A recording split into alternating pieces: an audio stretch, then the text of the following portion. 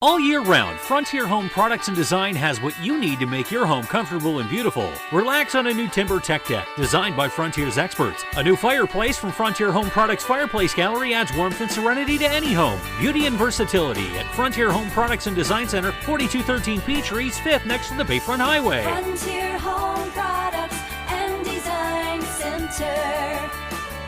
Discover a new frontier. PA contractor number PA039007. Quickfill gasoline is made right here in America. United Refining Company, who operates Quickfill, refines its gasoline from North American crude oil in Warren, Pennsylvania. When you buy United Refining Company gasoline at Quickfill, you keep jobs and businesses in America. And you keep American families strong. You don't need to send your money overseas when you buy gasoline. Buy American-made gasoline at Quickfill. Quickfill, driving America. Welcome to TalkErie.com's Joel Natale Show, Erie, Pennsylvania's daily podcast. Every day, we tackle the biggest issues that the Erie, PA region faces. Stay informed and involved as we advance the narrative of Erie. Now, here's Joel Natale. One of my favorite conversations that we have on a regular basis, try to do this every quarter here, is to get connected with what's happening at the Erie Downtown Development Corporation, and the CEO is Drew Whiting. Welcome, Drew. Appreciate it, man. What's up, Joel? Good to have you here. You're coming on the best day. You know, it's the best day ever. I feel like it's SpongeBob time, you know. Yeah, 62 degrees and March 4th. Yeah, it's not skirt day, but we're getting close. Right. We get in trouble for that one. Yeah, right. Yeah, it's. I mean, we're turning the corner here just in time for another big St. Patrick's Day parade, Right. and we're having meetings regularly right now with people all over the city itself, trying to make sure that logistically we're ready for a lot of events and live music and programming for the summer. So it's that time of year. It's exciting. Yeah, I mean, yeah, you're planning now for the big run here. It's also construction season.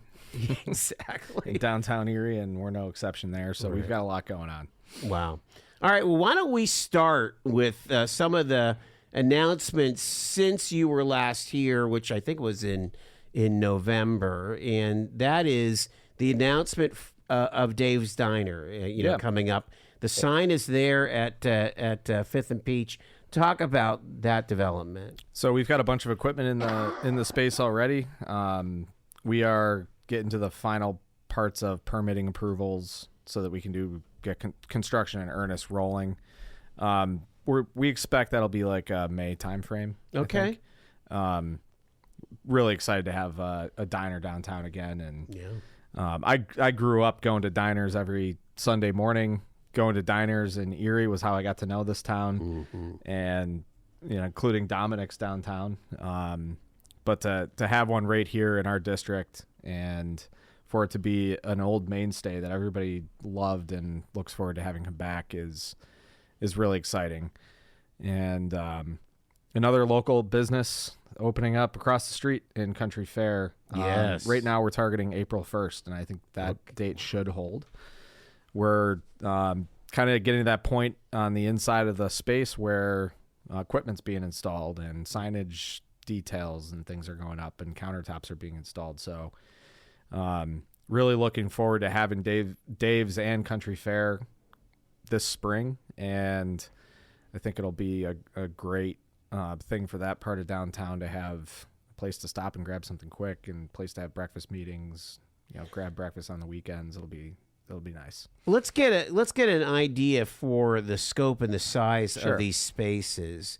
Again, a lot of us remember Dave's here on North Park Row. We're talking a pretty sizable seating area, right? I mean, yeah. For those that know real estate, it's about 2,400 square feet. So he's going to have, I think, 60 or 70 seats in there. wow, Decent sized spot. That's almost double, I think. It's got to be close. It was before me. I've seen some pictures, but right. The aesthetic of the old place is going to carry through. It's going to have the same feel, and it's going to have Dave's spirit behind it. Yes. Which is the most important part. So Dave and his staff they're prepared to bring it, and we're we're working hand in hand with them as we get to that point. Breakfast and lunch, basically? Breakfast and lunch, yeah. I think Yeah. they're going to be open like 5 a.m. to 2 or 3 in the afternoon, something like that. So, yep, that'll be a great ad. The other part of that building that wraps around and goes up north on Peach, we're pretty close with 2 new concepts there, both licensed bar type of concepts. Not ready to quite talk about what those will be yet, but if you think about Gannon being, on the one end and the downtown on the other, we've got a couple of really cool opportunities there for people that'll serve that student community and the downtown community as well. Very closely located to the entrance of our parking garage, where you can walk straight from the garage into all of those restaurants in that building without even going outside. So that's going to be a nice thing during the winters as well. So yeah, by the time summer rolls around, Dave's will be open and those 2 spaces will be under construction, and hopefully have those open by the time it gets cold out again in the rest of that building. Talk about now Country Fair, because remember, they're replacing the Co-op and Gordon's. Sure. Are they taking all of that space up? Yeah, so it's about 8,000 feet of space. Whoa. It's the largest country fair. They're calling it their innovation center. Yeah. So the flagship store will be their largest one by a good margin. They're going to be carrying fresh produce and fresh meat that is unlike any of their other stores. Their freezer section is going to be about twice the size of the normal store. Same with their beer cave and their wine selection. A lot of local forward selections when it comes to breads and the desserts and those types of things. And they've got a full kitchen for the ready-made things that everybody's used to in a country fair, the convenience, the tobacco, the beer, all of that.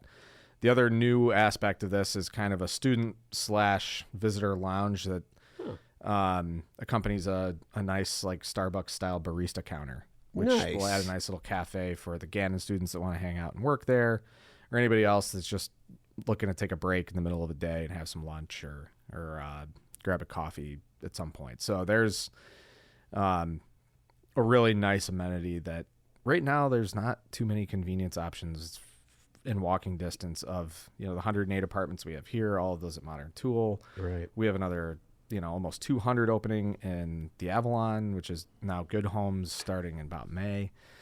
So it's a lot of new residents. In addition to the new residents, we have a lot of new employees, and the students, there's a lot of positives for them when it comes to walkability and amenities that haven't existed down here in quite a while.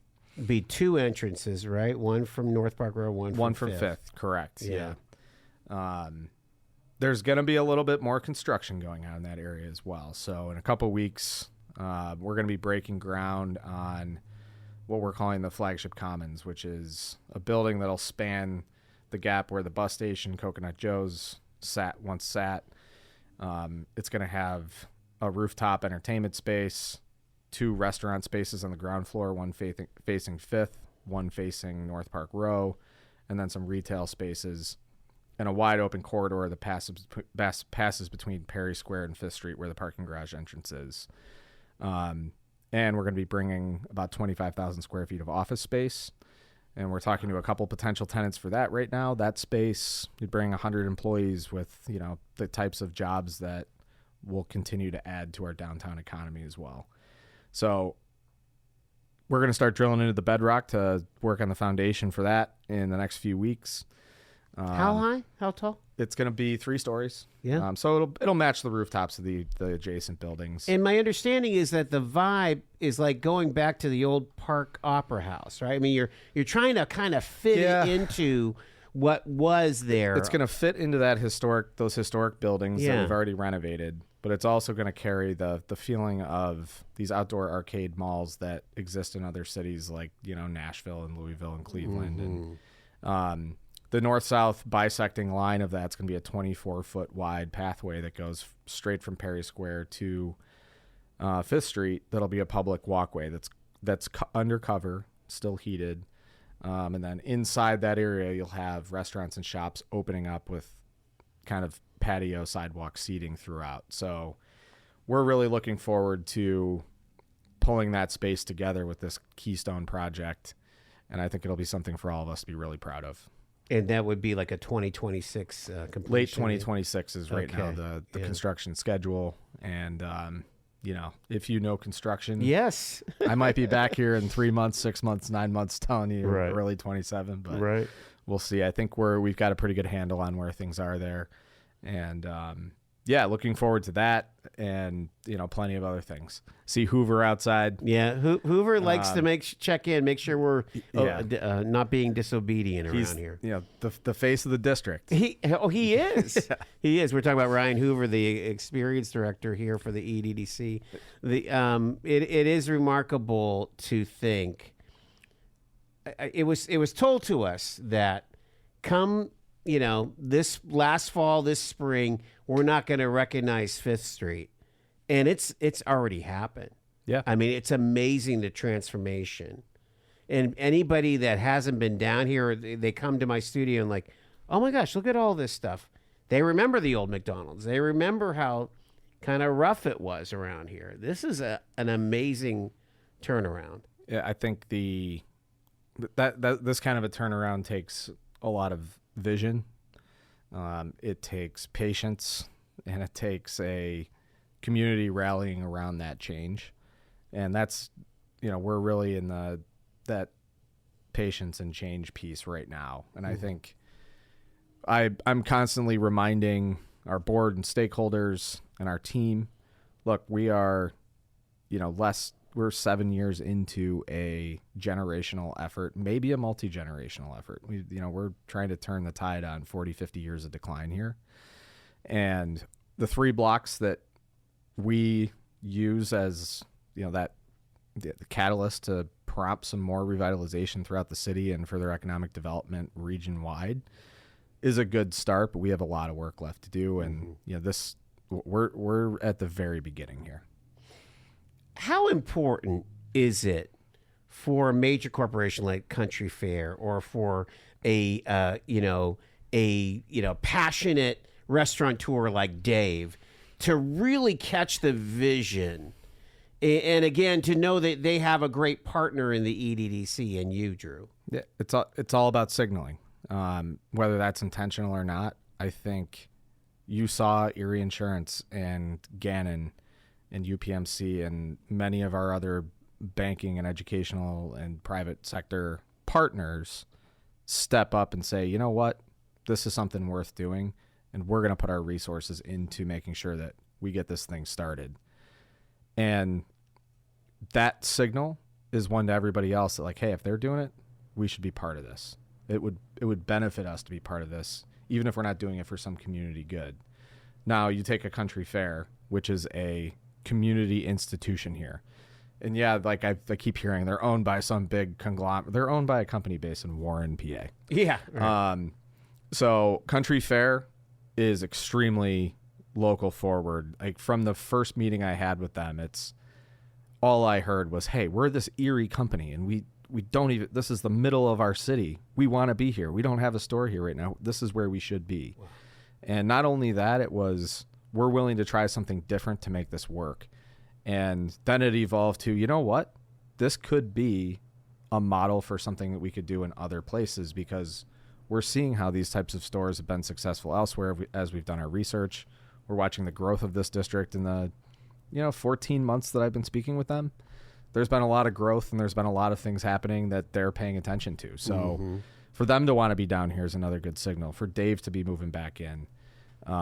And then outside of our footprint, we've got developers from, central PA, from Los Angeles, New York City, that know what they're doing and don't make patient capital investments necessarily. They're in it for the money, and they're picking off major anchor buildings. Right. That's not an accident.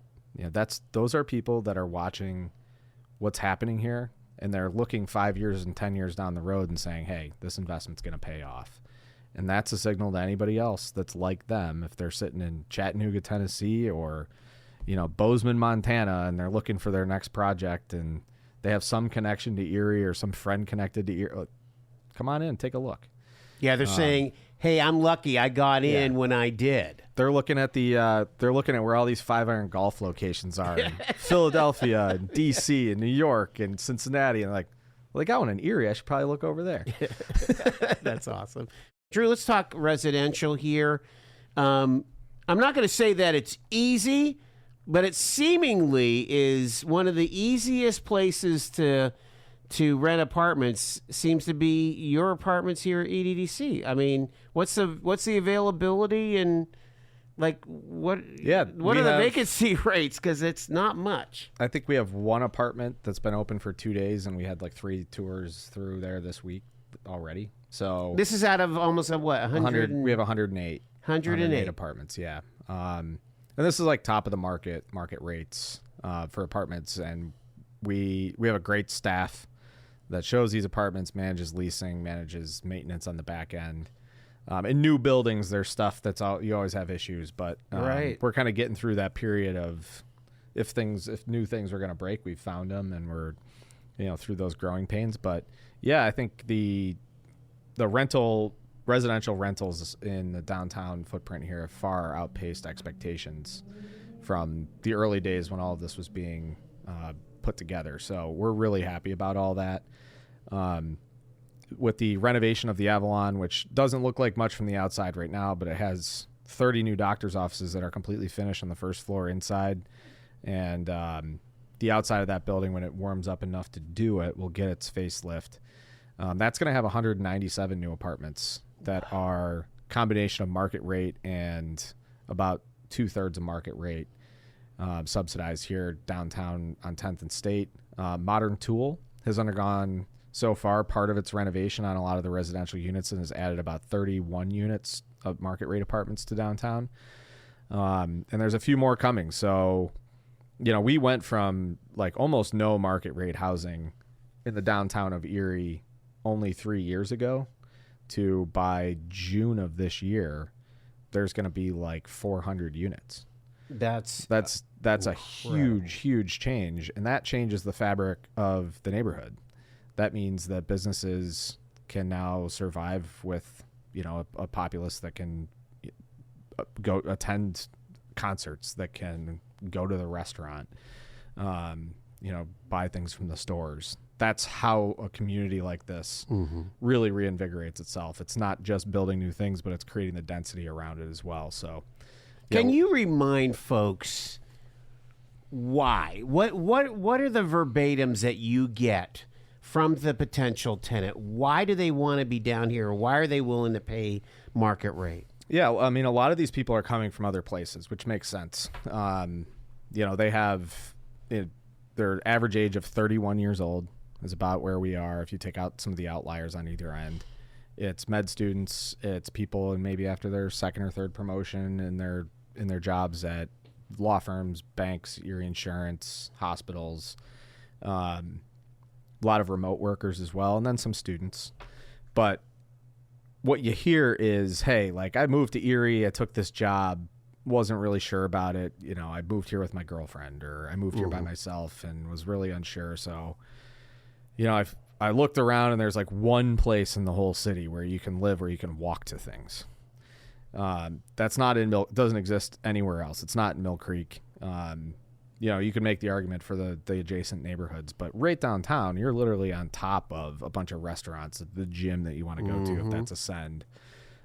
You've got entertainment, amenities, bars, restaurants, shopping. Yeah. It's not where it's going to be 5 years from now, but it's in a decent enough place right now where 5 years ago, you would never have somebody like that living in downtown Erie. Yeah. Now we've got a lot of options and at different levels of rents. And I think that's a testament to being able to execute on the mission well enough so that others buy into it.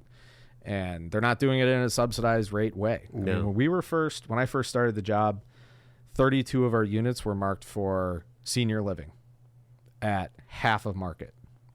And the reason that was contemplated in the first place is they were like, how else are we going to fill these units?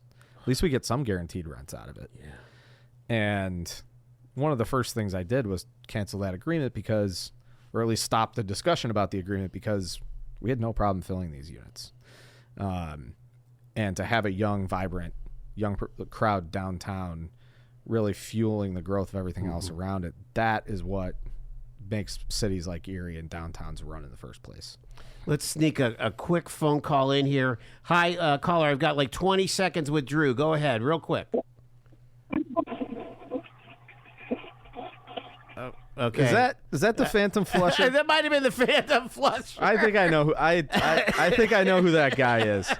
Oh my gosh, Drew! I guess they were looking out for you on that one. We are talking to Drew Whiting. Oh my gosh! As long as it's one of your nice Kohler toilets, you have it in the EDDC. It didn't sound like it had industrial strength. It didn't have it. Get paid to drive. Start a new career behind the wheel at the EMTA. If you are looking for a high-paying and rewarding career with full benefits and paid training, stop by or apply online today with the EMTA. Plus, EMTA riders can now enjoy free Wi-Fi on new, clean, and environmentally friendly buses to travel all over Erie County. Visit ridethee.com for more information. Get on board EMTA. Get on board EMTA. Get on board. From baggage claim to pajamas in 10 minutes. Erie International Airport. Fly with ERI.com. Fly Erie International Airport to Charlotte on American Airlines, your nonstop gateway to the world. Also, we have Breeze Airways flying nonstop to Orlando and Tampa, Florida. Great low-cost carrier providing excellent service to the regional community. Fly Erie International for your travel needs. Fly with ERI.com. You have been called to do good, to feed the hungry, to love with action, to be a light in the darkness, to love your neighbor, to teach wisdom, to walk humbly, to love mercy, to care for the least of these. Will you accept the call? This is our city. Our mission. Visit eriecitymission.org/volunteer to accept the call today. I know you know this, but we just love it being here. And I tell you, our guests all love it. It's like, this is the coolest space. Jeremy from Federal Resources was like, I can't believe you're here. This is so cool. When you impress a guy like that, that feels pretty good. It's a cool neighborhood, and it's getting better every day. One of the things that we're actually working on right now is you go to like most other mature downtowns and neighborhoods like this, you've got a really active kinetic energy and presence on the street that's contributed by both the people that are walking through the neighborhood and the businesses there. So we're working right now with BSI and the city on creating a nice sidewalk cafe opportunity for people outside of all of these places. So, we want to make sure that each one of those things has a nice flower box on it. So it, lights up the street a little bit and gives character to each one of these spaces. And you want to drive through here and think that's a place I want to find a spot to park and go just see what's up. Mm-hmm. Like, it smells good. There's good food everywhere. There's places to shop. There's stuff to do. It's been really tough to pull that off in the midst of a construction zone. But we're getting to the point right now where we can start to program things and get this street in the shape that we want it to be. We have some obstacles coming up. I mentioned construction season. We spent some time in City Hall today. They're replacing the water main between 2nd and 5th Streets this summer. They're doing the streetscape between 2nd and 5th Streets this summer. So luckily, they've been really cooperative and collaborative with us on making sure that we're not doing that during a St. Patrick's Day parade or Celebrate Erie, but that we're also making sure that people can get to these businesses and make sure that the traffic is able to flow the way it needs to safely. So, there's things like that are going to happen. So we'll get some new poles, you think? I think maybe. The funky pole at 5th and State needs to go. Yeah, we're going to see some of the upgrades for sure. Yeah. So they started on the south side. Now they're working north. Yeah. So we have that going on. Tell me about the food hall, because again, sure. It was just announced the end of February. You lost a couple of tenants there. Yeah. So it's a start. I mean, last year was our best year in the food hall. Was it? Despite having quite a bit of turnover as we went in and evaluated things. And we've got a really solid base in there. We do have a couple tenants that just moved out. Triple D's had an opportunity to take over this historic restaurant up at Red Hot's at Parade and 13th. Oh, yeah. So he is moving up there here towards the end of the month. We're pumped for him. And then the couple that owns and operates Cheesery also is running Taco Cantina. They had an opportunity to open up 2 more Cheesery locations, one up at the old Donato space on 38th and one at the Mill Creek Mall. Decided to focus on that brand, so they let their stall in the food hall go.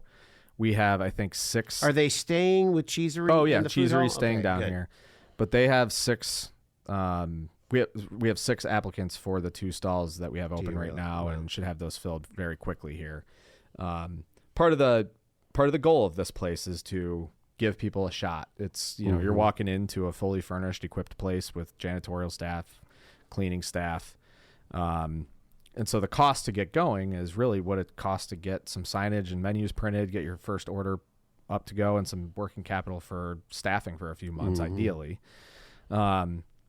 So we want to bring in a mix of businesses who have been around for a while and can provide that steadiness, which we have a few of those already. Right. And then we also want to bring in the people that are working out of food trucks or out of their kitchen that have great ideas and menu concepts and want to give something a try. So we're looking at that right now. We also have to find a good fit. Who's going to come in and not directly compete and have a fully overlapping menu with somebody next door. Sure. You can never eliminate all competition. Every food category has some overlap with another one, but we do the best we can in there, and I think the model itself is proving to be somewhat successful.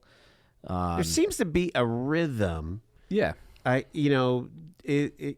would imagine when Gannon's in session, that's a good thing. Certainly, the summer has got to be tougher, I would think. It's not. There's no hard rules to follow. Okay. The Celebrate Erie Week, August is the biggest month of the year. Okay, that just blows up my theory. November, December, when people's families are in town visiting for the holidays, those are really we busy love times. coming to the food hall during the holidays. We have, in the summertime, the lunch traffic's better because you're not walking through snow and cold to get there from work. And then in the wintertime, you see more of that traffic at night coming in for live music at night because there isn't live music on the Bayfront, and they're coming for karaoke on Tuesdays. And so really, it's even we're still figuring out what makes that place tick, and as we fill in the other stuff around there, the empty spaces and the buildings, and bring in the country fairs and the Dave's Diners and the others, I think that traffic will continue to build, and we'll see continued growth. And ideally, that model continues to serve as this incubator accelerator for those that want to try out a food service business. I'm willing to talk to somebody who's look, I'm really good at making BLTs and that's all I want to serve, to somebody with 60 items on their menu. We can, there's a space for almost anybody that wants to try something. And that may not be the only place to be able to try that. So in this new building that we're putting up, we'll have some opportunity for those things, not just food service, but retail as well. So. The thing to remember is that the Gap building, the Commons, will have additional seating opportunities, right? Because that sometimes gets jammed up a bit. Yep, and it'll connect, the food hall and the grocery store, and there'll be a ton of seating in that Commons area, right? So, I think tying that space together is critical. There was this idea that maybe we could wait on this and kind of see how things progress, but I don't know that you're ever going to see the potential and truly get to a stabilization point without having that done. And so that's where we're headed, and I'm optimistic about where we are. We have some really cool new tenants coming in the next 6 months, and some of which I can't talk about, but are probably going to be the things that people get the most excited about of anything that we've done in the 7 years we've been doing this. So we've got some fun coming. Hazards that just opened up. Yeah, here. Tell us about it. How's it going? It's they did 2,000 rounds of putt-putt in that place in January. Are you kidding me? Oh my gosh. It's we had the bar stool open this weekend, and all of these bars and restaurants that participated downtown had hundreds of people coming throughout the day. And yeah, it's kind of a silly event, but look, I mean, that's a community coming out because it's something to do, and it's camaraderie, and you're introducing people to new spaces. That 9:30 in the morning, I'm driving down State Street, and there's all of these crowds. I'm like, what the heck is going on? It's not St. Patrick's Day. Downtown Dave, Hoover, Jordan Fuller, and I had our hazmat suits on, making sure we were staying out of trouble all day. Yeah. But yeah, there was there's a lot of positive vibes coming. The St. Patrick's Day parade's coming up. And last year, if anybody was down here for that was like the coolest day in Erie that I've experienced. And a lot of people said the same thing. Looks like we might have 50-degree weather. Wow. We got a lot more floats this year because last year's parade was kind of tossed together in the few weeks beforehand. This year, we've got a lot of people geared up for it. So I think come on down for St. Patrick's Day. There's going to be a lot of live music everywhere. We'll have some announcements coming out on social media and our website. The Erie Downtown Partnership is putting on the event. They're going to have their roster of events going on too. So, I think it's a really fun time to be down here building and being part of the change. It's it's not the easiest. There's some really tough days, but ultimately the payoff is there. It comes around once in a while, and long term, I think it's going to be an awesome experience to be down here. When I think about the people that are part of the Erie Equity Fund, your board of directors, they're not just looking 18 months, 36 months. They're looking 5-10 years in the future. Is there a phase 2? Is there an idea of additional purchases, and how does the CRIZ impact maybe new investments by the EDDC? So our stakeholders and board really are embodiment of private sector leadership and vision that you see in other places, and that's what it takes to get things going, because the government can't move fast enough to make this kind of thing work. But you do get to a point where the flywheel starts to catch, and that's why you see out-of-town developers coming in and picking off anchor buildings, because they know that investment's going to turn out well down the road. Mm-hmm. They're also visionaries, but they've seen this play out before. Sure. Our goal, we have two goals beyond just development and management of properties. One is to ensure that the businesses that move into our commercial spaces are set up for success and have the support necessary to get past that first 1, 2, 3 years, which are the most crucial in the development of a new business if they're going to survive beyond that point. That's not a cohort program. That's like ongoing in the trenches support with these people. We were lucky enough to be awarded a Shaping Tomorrow grant by the Erie Community Foundation to start to staff that type of small business support programming, which we're in the process of. Well, we'll be hiring for that soon, so keep your eyes out on Indeed if that's something you're interested in. Because that's something we need to be able to do. And that's not just for businesses in our footprint, but for anybody downtown and anybody in the region that thinks that someday they might want to be downtown. Yeah. We're going to have the resources available to help navigate people to the right, most appropriate resource at the right time for their business. So that's a big piece. You can build all the pretty buildings you want, but if the businesses inside aren't sustainable, that's not going to last. Right. And continued density of the rest of that population needs to feed that. So there's a lot of buildings up and down State Street that remain underutilized or vacant. And it's a lot of upper floors. The problem is, if a lot of these buildings, you could probably buy the building for $300,000, but the elevator fix is going to be $250,000 for it to be habitable. So we've been working with the state and talking about other ways where we can potentially get some ADA waivers for some of those buildings so that you can actually create more housing for people. I know that's not a popular position in a lot of in some rooms, but the reality is it's a necessity, and the state can do something about that. They recognize it as a problem, and I think there are smart ways to implement that. It's been done elsewhere. The other problem is just that it is a reality that right now that appraisal gap we've talked about makes a lot of these deals hard to finance. Mm-hmm. So the CRIZ, which is going to be taking tax dollars that people in Erie pay to the state and allowing those tax dollars to stay here, they will be able, the CRIZ authority, which is 9 appointed members, will be able to direct those dollars into businesses, developments within a map that anybody can go and look at on the city's website. And the deployment of those funds will assist developers who may need that extra money for an elevator, that may need the extra dollars or even just a guarantee for the bank to underwrite a loan.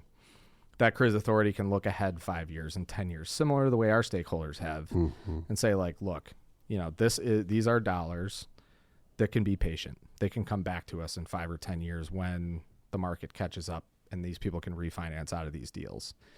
That's one tool. There's so many others. There's bills going around Congress that Congressman Kelly has been instrumental in pushing outside of just the Opportunity Zone legislation, which many are familiar with. We're hoping for that extension here soon because that Opportunity Zone legislation expires at the end of next year. Right. But the Kerry Gomez Act is another one that will allow historic tax credits to be layered on low-income housing tax credit deals that will close the gap even further on, historic buildings that probably need an 8-floor elevator times 4 elevator banks, need every window replaced, need to have a new HVAC system, updated electrical gear. Those are massive projects that without some tax credits or subsidies, we're going to watch those buildings crumble to the ground over the next 30 years because it makes no sense for anybody to touch it. Right. We're watching one of those projects happen at the EMI building right now. Like, how long did that building sit before somebody could finally do something about it? Down at the GAF site, the convention center. Right. It's a reality that to turn these places around that have gone through 50 years of managed or unmanaged decline, some intervention needs to take place. Some public funding and public economic development tools need to be present for that effort to succeed. Sure.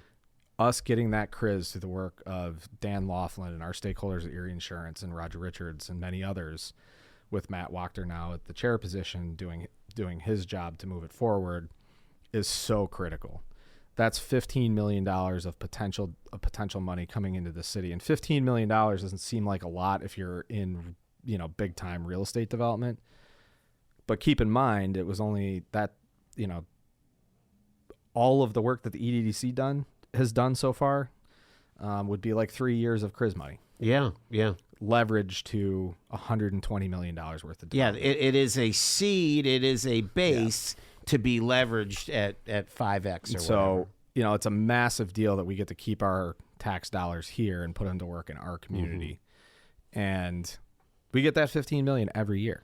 So every year we've got the opportunity to look at that map. And as we start to knock out projects and parcels on that map, it can move and take on the next part of the neighborhood or the next street over to start developing there.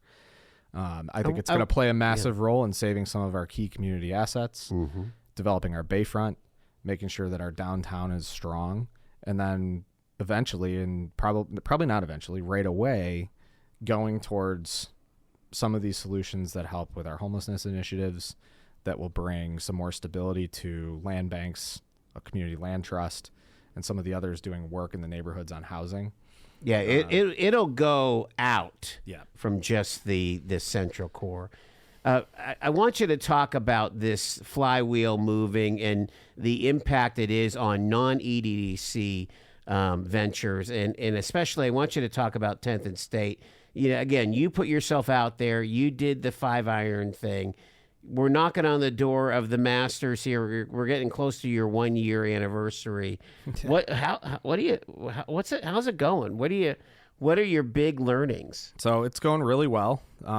We've had a hell of a winter. It's been a really solid few months of cold weather, which is really, I'm like one of the only people in Erie that will admittedly root for rain on a summer day. But no,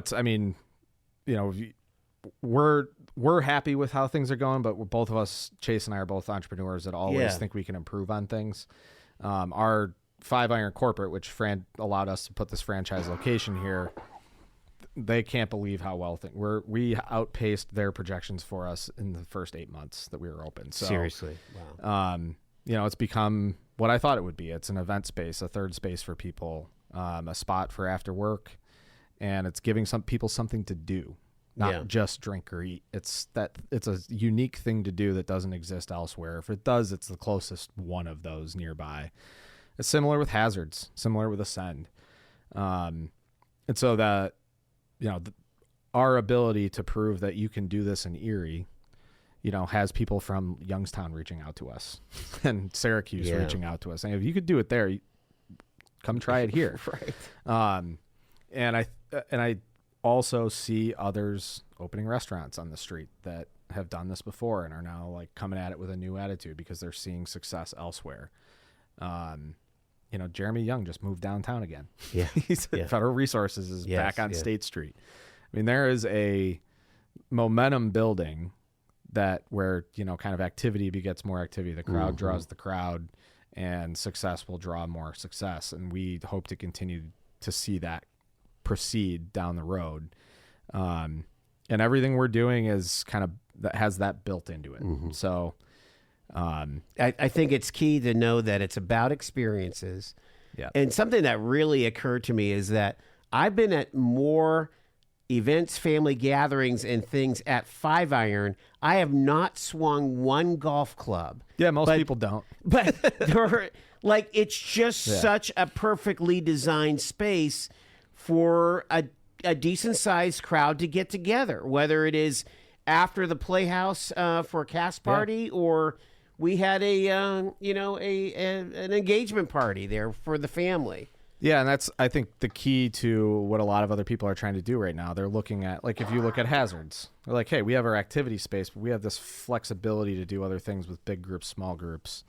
And I, you know, if we can serve as a guide to that, great. I think the next few years, you're going to see more of it because there's, you know, if you're able to show that can work, almost anything else that can come in and do something similar is going to work too.